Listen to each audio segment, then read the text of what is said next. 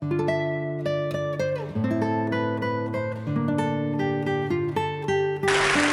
in college, I was a government major, which means I had to write a lot of papers. Now, when a normal student writes a paper, they might spread the work out a little like this. So, you get started maybe a little slowly, but you get enough done in the first week that with some heavier days later on, everything gets done and things stay civil. And I would want to do that like that. That would be the plan. I would have it all ready to go, but then actually the paper would come along, and then I would kind of do this. And that would happen every single paper. But then came my 90-page senior thesis, a paper you're supposed to spend a year on. And I knew for a paper like that, my normal workflow was not an option. It was way too big a project. So I planned things out, and I decided I kind of had to go something like this. This is how the year would go. So I'd start off light, and I'd bump it up in the middle months. And then at the end, I would kick it up into high gear. It's just like a little staircase. How hard can it be to just walk up the stairs? No big deal, right? But then, funniest thing happened. Those first few months, they came and went, and I couldn't quite do stuff. So we had an awesome new revised plan. But then those middle months actually went by, and I didn't really write words. And so we were here. And then 2 months turned into 1 month, which turned into 2 weeks. And one day I woke up with 3 days until the deadline, still not having written a word. And so I did the only thing I could. I wrote 90 pages over 72 hours, pulling not one but 2 all-nighters. Humans are not supposed to pull 2 all-nighters. Sprinted across campus, dove in slow motion, and got it in just at the deadline. I thought that was the end of everything. But a week later, I get a call. And it's the school. And they say, "Is this Tim Urban?" And I say, "Yeah." And they say, "We need to talk about your thesis." And I say, "Okay." And they say, "It's the best one we've ever seen."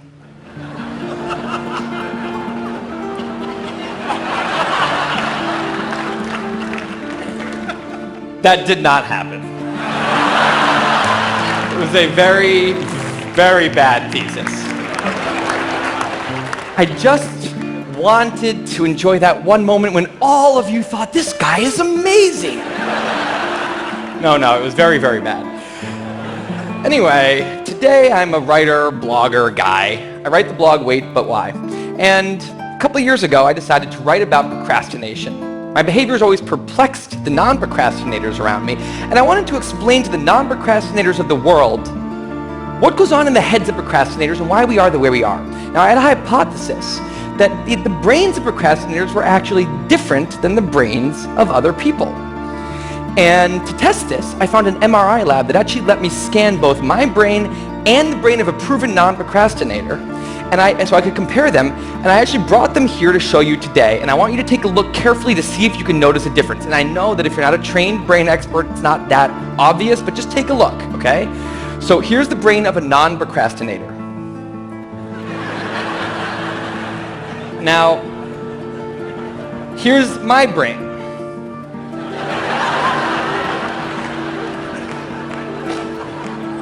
There is a difference.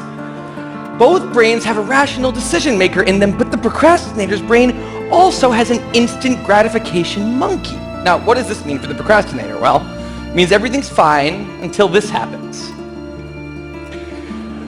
So the rational decision maker will make the rational decision to do something productive, but the monkey doesn't like that plan.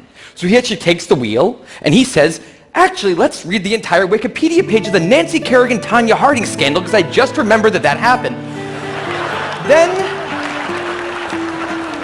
Then we're going to go over to the fridge. We're going to see if there's anything new in there since 10 minutes ago.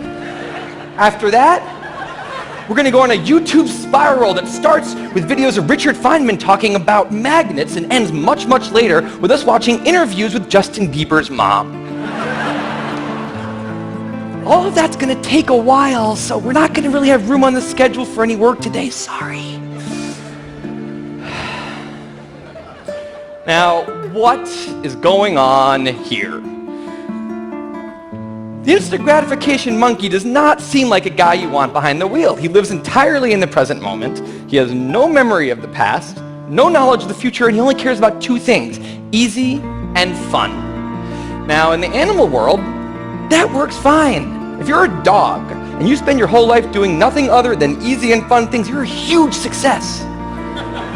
And to the monkey, humans are just another animal species he has to keep well-slept, well-fed, and propagating into the next generation, which in tribal times might have worked okay. But if you haven't noticed, now we're not in tribal times. We're in an advanced civilization, and the monkey does not know what that is, which is why we have another guy in our brain, the rational decision maker, who gives us the ability to do things no other animal can do. We can visualize the future. We can see the big picture.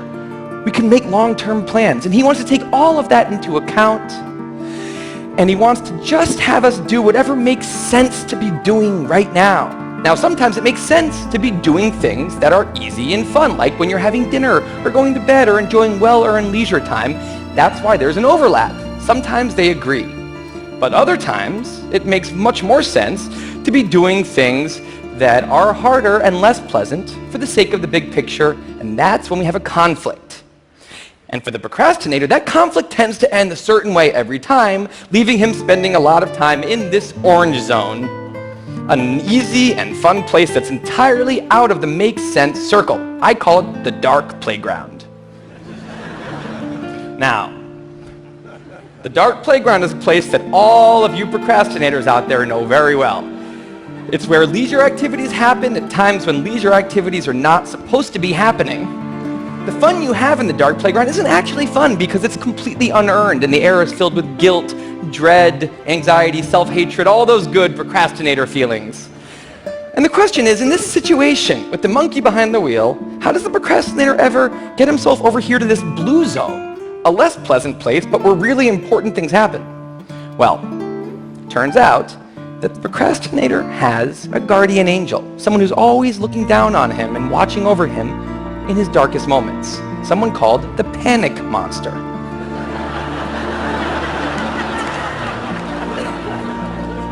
Now, the panic monster is dormant most of the time, but he suddenly wakes up anytime a deadline gets too close or there's danger of public embarrassment, a career disaster, or some other scary consequence. And importantly, he's the only thing that the monkey is terrified of. Now, he became very relevant in my life pretty recently because people of TED reached out to me about 6 months ago and invited me to do a TED Talk.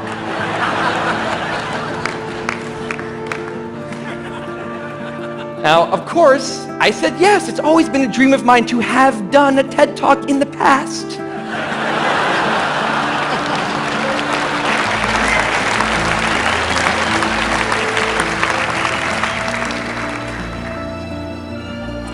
But in the middle of all this excitement, the rational decision maker seemed to have something else on his mind. He was saying, are we clear on what we just accepted?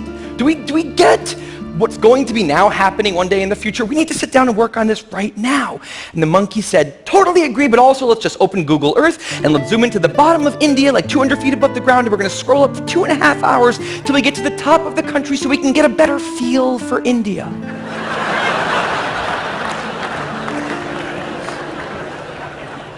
So that's what we did that day. As 6 months turned into 4, and then 2, and then 1, the people of TED decided to release the speakers. And I opened up the website, and there was my face staring right back at me, and guess who woke up? So the panic monster starts losing his mind, and a few seconds later, the whole system's in mayhem.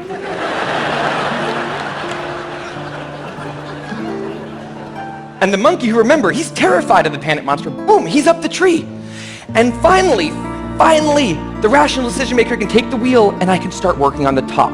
Now, the panic monster explains all kinds of pretty insane procrastinated behavior, like how someone like me could spend 2 weeks unable to start the opening sentence of a paper and then miraculously find the unbelievable work ethic to stay up all night and write 8 pages. And this entire situation with the 3 characters, this is the procrastinator's system. It's not pretty, But in the end, it works. And this is what I decided to write about on the blog just a couple years ago. Now, when I did, I was amazed by the response. Literally thousands of emails came in from all different kinds of people, from all over the world, doing all different kinds of things. These were people who were nurses and bankers and painters and engineers and lots of PhD students. And they were all writing saying the same thing. I have this problem too. But what struck me was the contrast between the light tone of the post and the heaviness of these emails. These people were writing with intense frustration about what procrastination had done to their lives, about what this monkey had done to them. And I thought about this, and I said, if the procrastinator system works, then what's going on? Why are all these people in such a dark place? Well, it turns out that there's two kinds of procrastination. Everything I've talked about today, the examples I've given, they all have deadlines. And when there's deadlines, the effects of procrastination are contained to the short term because the panic monster gets involved. But there's a second kind of procrastination that happens in situations when there is no deadline. So if you want to have a career where you want to be a self-starter, something in the arts, something entrepreneurial, there's no deadlines on those things at first because nothing's happening at first, not until you've gone out and done the hard work to get some momentum, to get things going. There's also all kinds of important things outside of your career that don't involve any deadlines, like seeing your family or exercising and taking care of your health, working on your relationship or getting out of a relationship that isn't working. Now, if the procrastinator's only mechanism of doing these hard things is the panic monster, that's a problem because in all of these non-deadline situations, the panic monster doesn't show up. He has nothing to wake up for. So the effects of procrastination, they're not contained. They just extend outward forever. And it's this long-term kind of procrastination that's much less visible and much less talked about than the funnier, short-term, deadline-based kind. It's usually suffered quietly and privately, and it can be the source of a huge amount of long-term unhappiness and regrets. And I thought, that's why these people are emailing, and that's why they're in such a bad place. It's not that they're cramming for some project. It's that long-term procrastination has made them feel like a spectator at times in their own lives. The frustration was not that they couldn't achieve their dreams, it's that they weren't even able to start chasing them. So I read these emails and I had a little bit of an epiphany that I don't think non-procrastinators exist. That's right, I think all of you are procrastinators. Now, you might not all be a mess, like some of us, and some of you may have a healthy relationship with deadlines. But remember, the monkey's sneakiest trick is when the deadlines aren't there. Now, I want to show you one last thing. I call this a life calendar. That's one box for every week of a 90-year life. That's not that many boxes, especially since we've already used a bunch of those. So I think we need to all take a long, hard look at that calendar. We need to think about what we're really procrastinating on, because everyone is procrastinating on something in life. We need to stay aware of the instant gratification monkey. That's a job for all of us. And because there's not that many boxes on there, it's a job that should probably start today. Well, maybe not today, but sometime soon. Thank you.